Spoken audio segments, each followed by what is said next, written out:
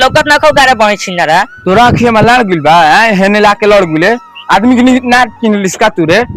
सर तू कौन आदमी हव तो हमका चिन्हत हई कौन सी हतनी रंगदार हनी ठीक बनू होश में चलना तभी बेहोश हो जीबे सर तू हमारे इलाके में आके रंगदार बनत हव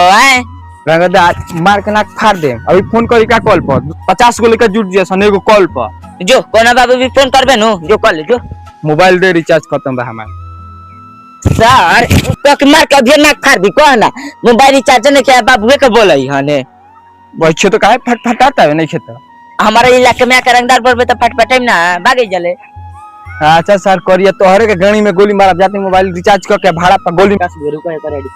अरे बंच तो लड़की के फरम बाजारी पर मार कर देले रही खाला मोबाइल रिचार्ज ना रहे तो 50 गो लड़का बोला कर मुंह खुचवा देती जाओ बंच तो खोल मोबाइल रिचार्ज होले नहीं कच्चे तो कोनो जर झगड़ा करे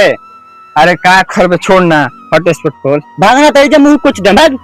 पूरा बहिनी के से झाड़ खातिर रंगदार बनी कोनो इज्जत नहीं कर चल मालिक साहब भी गोबर पठाई फिर 300 रुपया मिली अरे चिर गयो ना फेंक देले गोबर आप तोरा बन को धने लाला पे कलारी ने अरे भाई छिना रानर का हो गइल बारे प्रणाम मालिक साहब प्रणाम खुश रहो अब का करे बारे रे जा तो रिचार्ज कर दिन में बोली या गांव में कोनो इज्जत नहीं के रिचार्ज नहीं खेता सर कोई नहीं जे काजा कार खोलबा है जा रिचार्ज कर दी मोबाइल 2 महीना काम कर दे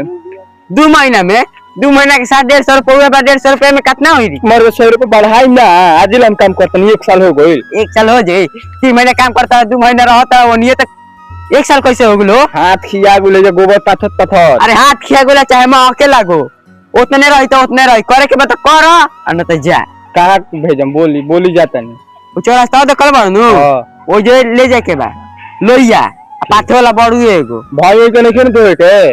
ना भाई धुआ गुल गइसन ठीक बा